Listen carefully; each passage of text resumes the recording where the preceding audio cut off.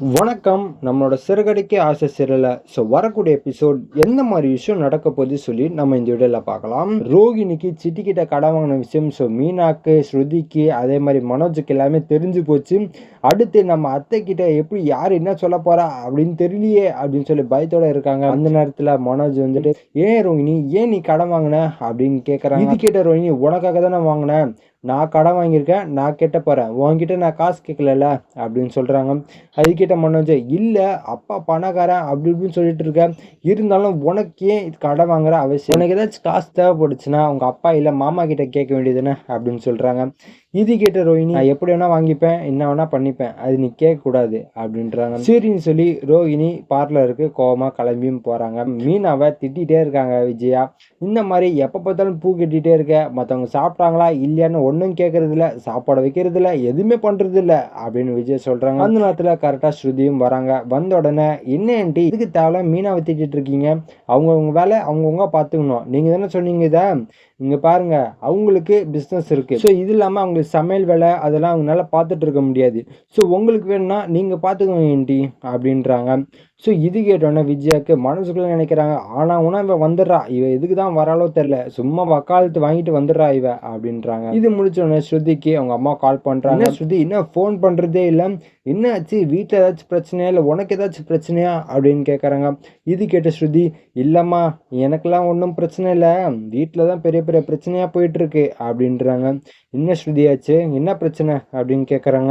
So இதுக்கப்புறம் ஸ்ருதி சொல்கிறாங்க, இந்த மாதிரி மீனாவோட தம்பி சிட்டிக்கிட்ட வேலை பார்த்துருக்கான், ஸோ அது இல்லாமல் அவன் ரொம்ப பெரிய ஒரு ரவுடி, அவன்கிட்ட ரோஹிணி கடன் வாங்கியிருக்காங்க, ஸோ அதுதான் பிரச்சனையாக போயிட்டுருக்கு அப்படின்றாங்க. ஸோ இது கேட்ட ஸ்ருதி அம்மா, ஓகே ஸ்ருதி உன்னை பார்க்கணும்னு நினச்சேன், சரி நான் அவன் வீட்டுக்கு வந்து அப்புறமா வந்து பார்த்துக்கிறேன் அப்படின்னு சொல்லி ஃபோனை கட் பண்ணி வைக்கிறாங்க. பச்ச உடனே ஸ்ருதி அம்மா ஸ்ருதி அப்பா கிட்ட போய் சொல்கிறாங்க, ஸ்ருதி வீட்டில் பிரச்சனை நெருப்பாக இருந்துட்டு இருக்கு, நான் போயிட்டு கொஞ்சம் எண்ணெயை மட்டும் ஊற்றிட்டு வரேன் அப்படின்னு சொல்லி கிளம்பி வராங்க.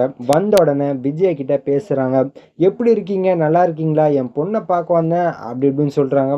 இது கேட்ட விஜயா, இல்லை ஸ்ருதி வெளியே போயிருக்காளே அப்படின்றாங்க. சரி சம்பந்தி ஒன்றும் பிரச்சனை இல்லை, என்ன பிரச்சனை கேள்விப்பட்டனே அப்படியா அப்படின்னு கேட்குறாங்க. என்ன சம்பந்தி சொல்கிறீங்க, என்ன பிரச்சனை அப்படின்னு கேட்குறாங்க. அப்போது அவங்க சொல்கிறாங்க, இந்த மாதிரி ரோஹிணி கடன் வாங்கின விஷயத்த சொல்கிறாங்க.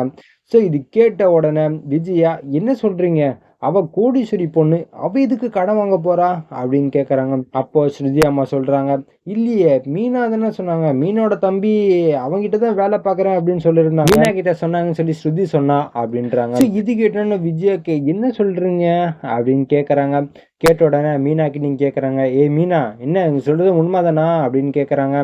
அப்போ மீனாவும் சொல்றாங்க, ஆமாத்த அவங்க சொல்றதுலாம் உண்மைதான், சிட்டிக்கிட்ட ரோஹிணி கடன் வாங்கியிருக்காங்க, 10 லட்சத்துக்கு மேலே வாங்கியிருக்காங்க போல அப்படின்றாங்க. அப்போ விஜயா, இன்னது இவ இன்னென்னலாம் மறைச்சிட்டு இருக்கா, ஒரு ஒரு விஷயமா வெளியே வந்துட்டு இருக்கு பாரு, இன்னும் நான் பண்ணிட்டு இருக்கா, இன்னைக்கு அவளை நான் வச்சுக்கிறேன் அப்படின்னு சொல்லி ரொம்ப கோபமா இருக்காங்க. இது கேட்டோடனே ரோஹிணியும் வராங்க. இந்த விஷயத்த அவங்க கிட்ட கேட்கறாங்க. கேட்ட உடனே அவங்க என்ன சொல்றாங்கன்னா, ஸோ மனோஜோட கடை வைக்கிறதுக்காக நான் கடன் வாங்கினேன் அப்படின்றாங்க. சரி அப்போ விஜயா கேட்கறாங்க, சரிம்மா அப்பா கிட்டேயாச்சும் நீ கேட்டிருக்கலாம்ல அப்படின்றாங்க. அதெல்லாம் இல்லைன்ட்டு அவங்களாம் தருவாங்க, நான் அப்பப்போ கேட்கறதுக்கு எனக்கு மாறு இருக்கு அப்படின்றாங்க. ஸோ இதுக்கிட்ட ஸ்ருதி அம்மா, என்ன பண்ணிட்டு இருக்காங்க உங்க அப்பா ஊர்ல அப்படின்னு கேட்குறாங்க. அப்போ அவங்க சொல்றாங்க, பிஸ்னஸ் பண்ணிட்டு இருக்காங்க, சில பிரச்சனைனால ஜெயிலில் இருக்காங்க அப்படின்னு சொல்றாங்க. ஸோ இது கேட்டோன்னே ஸ்ருதியோட அம்மா, ஒன்றும் பிரச்சனை இல்லைம்மா, நீ அவங்க எங்கே இருக்காங்க, அவங்க பேர் என்னது, அவங்க எந்த ஊரில் இருக்காங்க மட்டும் சொல்லு, ஸ்ருதியோட அப்பா கிட்ட பேசி, அவங்களுக்கு ஃப்ரெண்ட்ஸ்லாம் மலேசியாவில் தான் இருக்காங்க, ஸோ பேசி என்னால் பண்ண முடிஞ்சதை நான் பண்ணுறேம்மா அப்படின்றாங்க. இது கேட்டோன்னா ரோஹிணிக்கு, என்னடா பண்ணுறது, எப்போ பார்த்தாலும் சுற்றி சுற்றி என்கிட்டே வருது, நான் யார் வம்புக்கும் போல, நான் சும்மா இருந்தாலும் என்னை தேடி வருது இந்த பிரச்சனை, நான் என்ன தான் பண்ணுறது அப்படின்னு சொல்லி யோசிக்கிறாங்க.